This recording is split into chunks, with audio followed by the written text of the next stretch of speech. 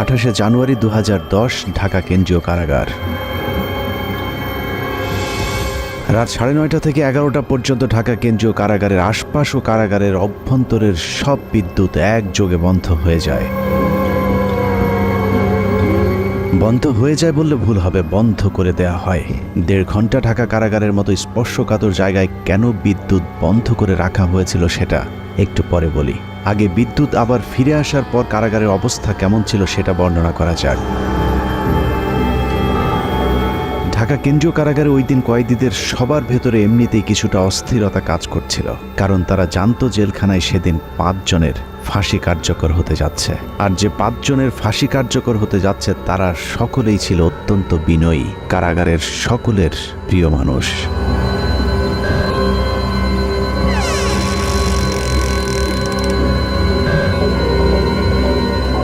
রাত 12:01 colonel Faruk Rahman, major AK Mohiuddin Ahmed artillery, Mohiuddin lancer ও সুলতান শাহরিয়ার রশিদ খানকে ফাঁসিতে ঝুলিয়ে হত্যা করা হয়। 4 জনকে ফাঁসি দেওয়া হলেও লাশের সংখ্যা ছিল মোট 5টি। ফাঁসি কার্যকরের পরদিন যথারীতি 5টি লাশ পাঠানো হয় যার যার গ্রামের বাড়িতে, কিন্তু একটি লাশের ক্ষেত্রে বিশেষ নিরাপত্তা ব্যবস্থা রাখা হয়েছিল, আর সেটাই হলো চুয়াডাঙ্গার সূর্য সন্তান মেজর বজলুল হুদার। মেজর বজলুল হুদার বাড়ি চুয়াডাঙ্গার হাটবোয়ালিয়া গ্রামে সেদিন র্যাব পুলিশের উপস্থিতি দেখে মনে হয়েছে আইন শৃঙ্খলা বাহিনী বোধহয় চুয়াডাঙ্গাবাসীর বিরুদ্ধে যুদ্ধের প্রস্তুতি নিচ্ছে। যুদ্ধের এই আয়োজন ছিল মূলত মেজর বজলুল হুদার মরদেহ যেন কেউ দেখতে না পারে সেটা নিশ্চিত করা। লাশ কেন দেখতে দেয়া যাবে না সেটা জানতে আমরা হাটবোয়ালিয়া গ্রামের মানুষের বক্তব্য শুনতে চেয়েছিলাম। বজলুল ভাইয়ের লাশ আসার সময় আমি আমার পটে যাবো, এর মধ্যে পুলিশি টল, শুধু টল পুলিশি যারা মসজিদে এমন হয় আসা যায় না। তারপরে কিছুক্ষণ পরে শুনলাম ভাইয়ের লাশ আসছে ভোরের দিকে। প্রশাসনের লোক ছিল, ওনার লাশটা প্রথমে হাটবলে ফিন্ডে হয়, প্রচুর লোক। এই অবস্থায় বাড়ির ভেতরে ঢুকতে দিয়েছিল না। আমার জানাজাত লাশটা ধোয়ানোর কথা, কিন্তু পুলিশের বাধার কারণে আমি লাশটা ধোয়াতে পারিনি।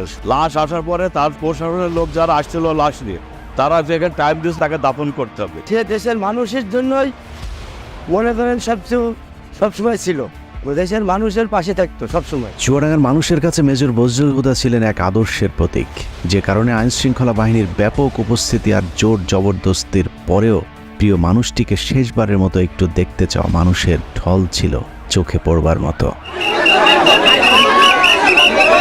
আইন শৃঙ্খলা বাহিনীর নির্দেশনা ছিল 5 মিনিটের মধ্যে মেজর বজলুল হুদাকে দাফন করতে হবে, কিন্তু জনরোষের মুখে আইন শৃঙ্খলা বাহিনী পিছু হাঁটতে বাধ্য হয়। প্রিয় মুখটাকে গোসল না দিয়ে কিছুতেই চুয়াডাঙ্গার মানুষ তার দাফন করাতে চাননি।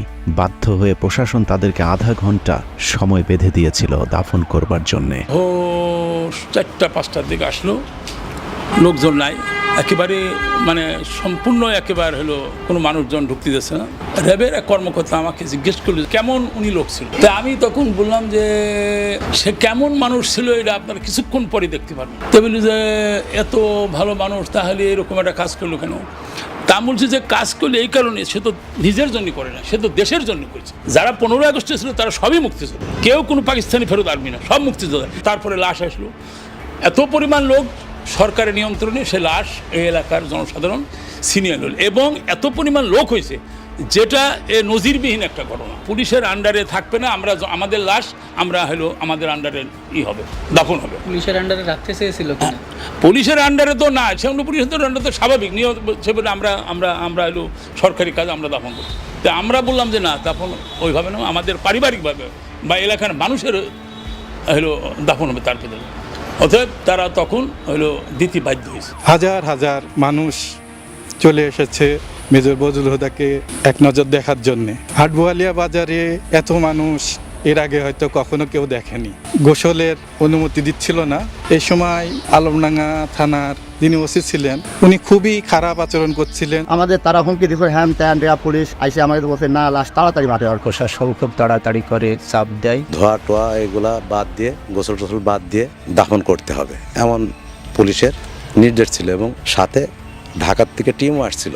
ওই সময় প্রশাসনের ভূমিকা কেমন? প্রশাসন প্রথমে মার মুখে অবস্থায় ছিল, যখন সাধারণ মানুষ পাবলিক বলল যে ঠিক আছে আমরা লাশ না দেখে আমরা দাফন করব না, তখন লক্ষ লক্ষ মানে সাধারণ মানুষ চারিদিক থেকে আসার পরে তাদের চাপের কারণে তখন লাশ আমাদের কাছে দিতে বাধ্য হয়েছে।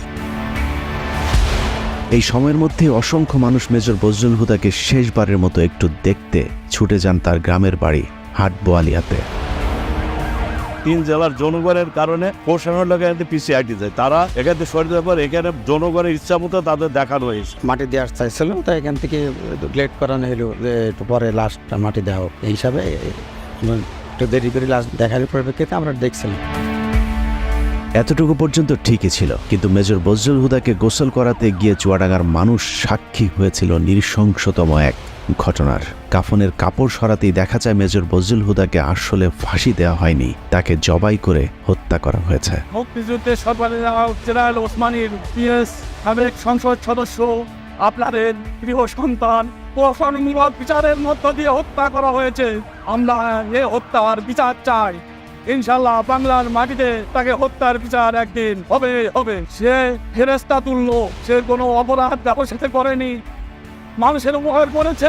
বলারের কাপড় খুলে দেখেছে এখান থেকে এত দূর, মানে 2 ইঞ্চি না, একদম পুরো মানে ছুরি চালালে যেভাবে হয়, কসাইরা যেভাবে ছুরি চালালে যেভাবে কাটেন ওইভাবে কাটা, সুতা 3-4 পর্ব করে সেটা দিয়ে সেলাই করা, হাতে পায়ে কোথাও কোনো আঘাতের চিহ্ন নাই। এটা জবাই করা, এটা তার ফাঁসি না, কোনো রগগাটা নাই, কিছু নাই।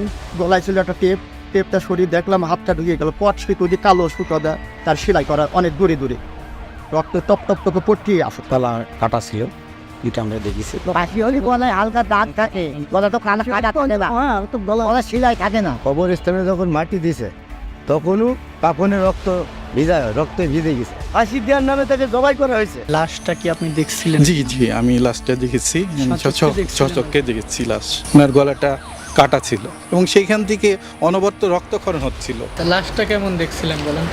লাশটা দেখছি যে এলো তো লাশ জেল কোড অনুযায়ী সেরকম তো হলো জবাই করা হয় না, কিন্তু পুরাপুরি জবাই করেছে। সে হলো একটা হত্যাকাণ্ড, পুরা রক্ত বাড়াচ্ছে।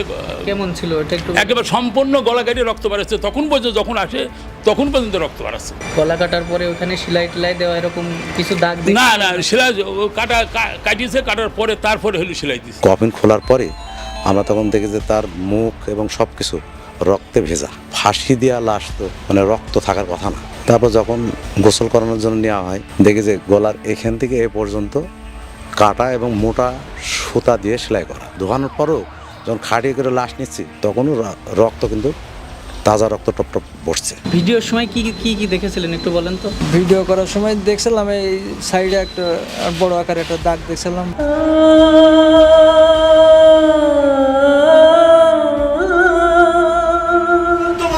বুকে ব্যথা নিয়ে বেড়াচ্ছে আমার ভাইকে সিরিয়াল খুনি শেখ হাসিনা জেলখানায় ঢুকে নিজ হাতে জবাই করে হত্যা করেছিল।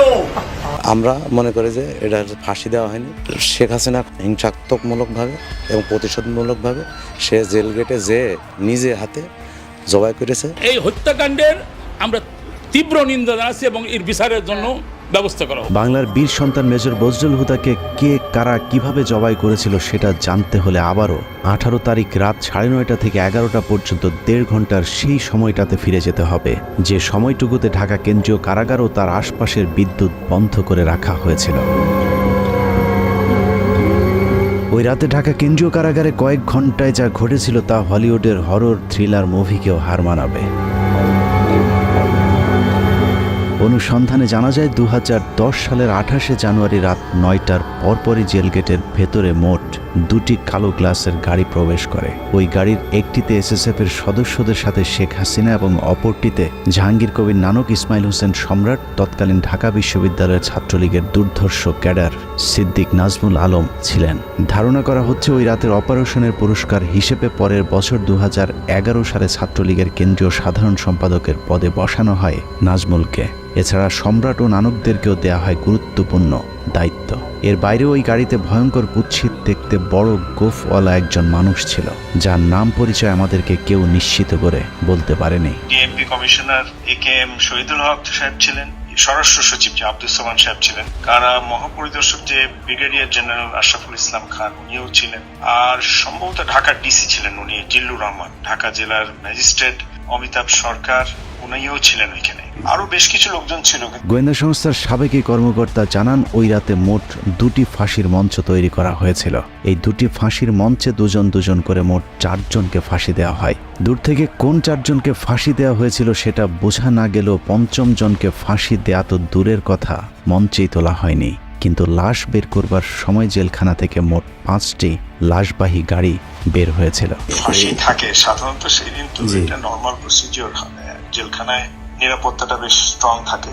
সেই দিনও যেটা আমাদের বেশ আলোচিত হয় জেলখানায়, ওই ফাঁসির মঞ্চের কাছে যে 4টা লাশ গাড়িতে উঠানো হয়, কিন্তু আরেকটা লাশ ঠিক প্রশাসনিক ভবনের ওখান থেকে নিয়ে গাড়িতে উঠানো হয়। এই ব্যাপারটা একটু অস্বাভাবিক। একই জায়গায় ছিল না। না, এটা তো আসলে 4টা যেটা লাশ প্রথমে উঠানো হলো, এটা তো ফাঁসির মঞ্চের কাছাকাছি, যেটা ন্যাচারাল। ওখানে ফাঁসির পরে ওখান থেকে লাশটা গাড়িতে উঠানো হয়, কিন্তু আরেকটা লাশ যেটা প্রশাসনিক ভবন থেকে বের করা হয়, এটাই হলো, এটার একটা ডিস্টেন্সের ব্যাপার আছে যে এখান থেকে কেন লাশ আসবে এবং কেনই বা এটা গাড়িতে উঠানো হয়, এটাই হলো প্রশ্ন। এই ব্যাপারটা নিয়ে পরের দিন বেশ আলাপ আলোচনা হয় জেলখানার ভিতরেও। ব্যাপারটা একটু অস্বাভাবিক। রাতে শেখ হাসিনার সাথে জেলখানার ভেতরে প্রবেশ করা খুনিরা সোজা চলে যায় প্রশাসনিক ভবনে, আর শেখ হাসিনা পুলিশ, র্যাব এবং স্বরাষ্ট্র মন্ত্রণালয়ের কর্মকর্তাদের সাথে দাঁড়িয়ে থেকে 4 জনের ফাঁসি নিজে প্রত্যক্ষ করেন। ধারণা করা হয় আসলেই তাদেরকে ফাঁসি দেওয়া হচ্ছে কিনা সেটা নিশ্চিত করতেই শেখ হাসিনা সেখানে উপস্থিত ছিলেন। ফাঁসি কার্যকর হবার পরপর শেখ হাসিনাও চলে যান প্রশাসনিক ভবনের ভেতরে। সেখান থেকে রাত 1টার কিছু আগে শেখ হাসিনা ও তার সাথে থাকা খুনিরা সেই একই পাজেরো গাড়িতে করে জেলখানা থেকে বের হন। কারাগারের অন্য আরেকটি সূত্র বজলুল হুদার পরিবারকে জানিয়েছিলেন, সেই রাতে বজলুল হুদাকে কারাগারের প্রশাসনিক ভবনের একটি কক্ষে জবাই করা হয়েছিল, যেখানে শেখ হাসিনা নিজে উপস্থিত ছিলেন এবং বজলুল হুদাকে জবাইয়ের আগে তার বুকের উপর পা চাপা দিয়ে রেখেছিলেন শেখ হাসিনা নিজে। সে রাতে শেখ হাসিনা সহ তার সাথে থাকা সব খুনির গায়ে রক্ত লেগেছিল, কিন্তু সম্রাটের গায়ে সাদা টি শার্ট থাকায় সেটা অনেকের চোখেই পড়েছিল। ওই পরের দিন একটা বিষয় খুব আমাদের 2-1 জনের নজরে আসে যে প্রধানমন্ত্রী জাহাঙ্গীর কবির নানক, সম্রাট আর নাজমুল যখন প্রশাসনিক ভবন থেকে বাইরে আসে, তখন এই সম্রাটের গায়ে রক্তের দাগ ছিল। 2-1 জন এটা দেখতে পায়। এখন ব্যাপারটা হয়েছে যে এই ধরনের জিনিসগুলো তো আমরা গ্যারান্টি দিয়ে বলতে পারছি না, কিন্তু তখন ওই সময় যে সমস্ত লোকজন উপস্থিত ছিল, যে এখন তারা সবাই এখন বাংলাদেশে বেশিরভাগই আছেন, পুলিশের প্রশাসনের মধ্যেও আছেন, এই সমস্ত অফিসার বা লোকজন যারা উইটনেস ছিল, যারা সাক্ষী ছিল, তাদেরকে এখন ধরলেই এই জিনিসটা মোটামুটি তদন্তের আওতায় আনা যায়। এবং তাদের পরিবার যেটা অভিযোগ করে যে তাকে জবাই করে মারা হয়েছে, এবং এই যে অস্বাভাবিক অ্যাক্টিভিটিস গুলো যেগুলো জেলখানার মধ্যে দেখা গেছিল ফাঁসির সময়, ফাঁসির পরবর্তীতে, এটা পরিষ্কার তদন্তের মাধ্যমে বের করাটা খুবই সহজ। ঘটনার বর্ণনা শুনে অনেকের কাছেই হয়তো অসম্ভব, অবিশ্বাস্য এক গল্পের মতো মনে হচ্ছে। তবে আপনি যদি শেখ হাসিনার ব্যক্তিগত সহকারী মতিউর রহমান রেন্টুর আমার ফাঁসি চাই বইটি পড়ে থাকেন, তাহলে আপনার কাছে শেখ হাসিনার চরিত্রের সাথে আজকের ঘটনাটি হুবহু মিলে যাবে। মতিউর রহমান রেন্টুর তথ্য অনুযায়ী শেখ হাসিনা যেদিন মৃত্যুর খবর শুনতেন সেদিন স্বাভাবিক দিনের চেয়ে অনেক বেশি খেতেন। এই ঘর থেকে ওই ঘরে দৌড়ে পৈশাচিক এক উল্লাস করতেন তিনি। জাহানারা ইমাম যেদিন মারা যায় সেদিন শেখ হাসিনা বিছানার উপরে উঠে 2 হাত দিয়ে কাপড়ের 2 মাথা ধরে নাচছিলেন, কারণ তিনি জাহানারা ইমামকে তার প্রতিদ্বন্দ্বী মনে করতেন। এক কথায় শেখ হাসিনা একজন নরপিশাচ, রক্তপিপাসু, মানসিক বিকারগ্রস্ত একজন উম্মাদ, যে কারণে একজন মানুষ যার আর কয়েক ঘন্টা পরে ফাঁসি কার্যকর হবে তাকেও নৃশংসভাবে জবাই করে হত্যা করবার কথা চিন্তা করতে পারে। একটু চোখ বন্ধ করে ভেবে দেখুন, কত নৃশংস নরপিশাচের হাত থেকে আল্লাহ আমাদেরকে বাঁচিয়ে দিয়েছেন। শেখ হাসিনা নাই, শেখ হাসিনা চলে গেছে, শেখ হাসিনা পালায় না। যাই হোক, 15 আগস্টের বীর মুক্তিযোদ্ধা মেজর বজলুল হুদাদেরকে আমরা সম্মান দিতে পারিনি, যে কারণে আজ আবারও শেখ মুজিবের প্রেতাত্মা আমাদের উপর চেপে বসেছিল।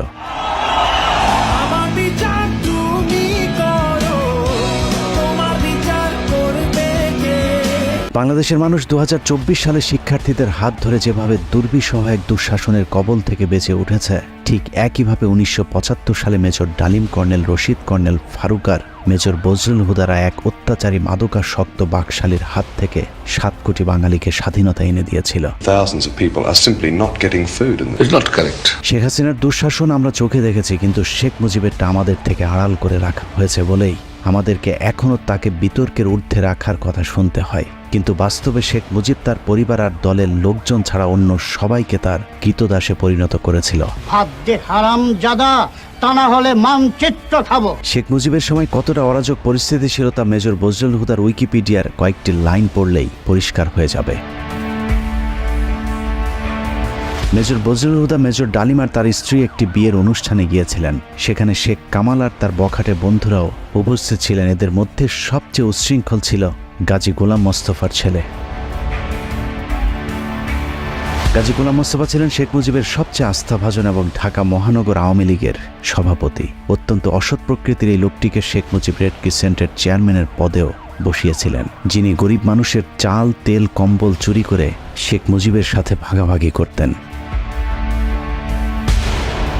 ক্ষমতার দাপটে বিয়ের অনুষ্ঠানে আসা মেজর ডালিমের স্ত্রীকে অসম্মান করার সাহস দেখিয়েছিল শেখ কামালের বন্ধুরা। এ সময় মেজর ডালিম ও বজলুল হুদার সাথে শেখ কামাল বাহিনীর ধস্তাধস্তির এক পর্যায়ে তারা মেজর ডালিম ও তার স্ত্রীকে তুলে নিয়ে যায়। তাদের খোঁজে একদল সেনাবাহিনী গোলাম মোস্তফার বাসায় অভিযান চালালে শেখ মুজিব তার পুত্র শেখ কামালের বখাটে বাহিনীর কোনো বিচার না করে উল্টো মেজর ডালিম ও বজলুল হুদার সেনাবাহিনী থেকে কমিশন বাতিল করে দেন। এভাবেই পুরো দেশটাকে বর্তমান শেখ হাসিনার মতোই পারিবারিক সম্পত্তিতে পরিণত করেছিলেন Sheikh Mujibur Rahman. Sheikh Mujibur Rahman not deal with the political movement in a democratic way. He was virtually controlling the public, but he could not face the criticism. Mujib ক্ষমতায় টিকে থাকার জন্য হাজার হাজার রাজনৈতিক কর্মীকে হত্যা করে, আর রক্ষী বাহিনীকে দিয়ে উনি ওনার রাষ্ট্র ক্ষমতা টিকিয়ে রাখা দলের শাসন কায়েম করার চেষ্টা করলেন। এসব কারণেই 2024 সালের মতো 1975-এর 15ই আগস্টে বাংলাদেশ সেনাবাহিনীর পাশাপাশি ছাত্র, শিক্ষক, পুলিশ সহ সর্বস্তরের মানুষ আনন্দ উল্লাস করেছিলেন। This is how Dhaka looks today. The same tanks on the streets, soldiers still on guard, and yet it is almost as if nothing had happened. There was no rioting, almost no reaction to Sheikh Mujib's murder. Sheikh হাসিনাকে যেভাবে কুকুরের মতো পালিয়ে যেতে হয়েছে, কেউ তার রক্ষায় এগিয়ে আসেনি। ঠিক একইভাবে শেখ মুজিবের লাশ ধানমন্ডি 32 নম্বরে পড়েছিল। কেউ শেখ মুজিবকে একটু দেখতেও আসেনি। কেউ কোনো পদক্ষেপ নিল না। ওই লাশ পড়ে থাকলো 32 নম্বরে। কেন? এত বড় সংগঠন, এত নেতা কোথায় ছিল? জানা যায় লোকজন ডেকে পাওয়া যায়নি। 570 সাবানা রিলিফের কাপড়ে দাফন করা হয়েছিল বাকশাল মুজিবকে। আবার কি এক টুকরো কাফনের কাপড়ও নিয়ে যাননি, কাপড়ের পাড় ছিঁড়ে তারপর সেই কাফন দেওয়া হয়েছিল। অন্যদিকে মেজর বজলুল হুদাদের জানা যায় পুলিশ দিয়েও মানুষের বাঁধ ভাঙা জোয়ার আটকে রাখা যায়নি। মানুষের চাপে আধা ঘন্টার মধ্যে দুবার জানাজার নামাজ পড়ানো হয়েছিল। ওখানে যারা জানাজায় অংশগ্রহণ করতে পারেনি, দ্বিতীয় জানাজায় নগরবালা ঈদগাহ মাঠে লক্ষ লক্ষ জনগণ সবাই লাইন ধরে দেখছে, দেখার পরে এখানে তাকে দাফন করা হয়েছে। মেজর ডালিম হুদাদের জন্ম আছে, মৃত্যু নেই। মরণের মধ্য দিয়ে তারা অমর হয়ে আজীবন বেঁচে থাকবে এদেশের মানুষের হৃদয়ে। ভাইয়ের কথা বলে শেষ করতে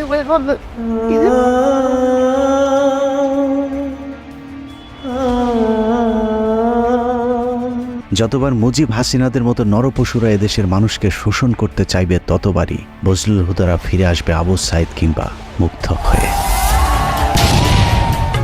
আমরা তোমাদের ভুলব না। আল্লাহ হাফেজ।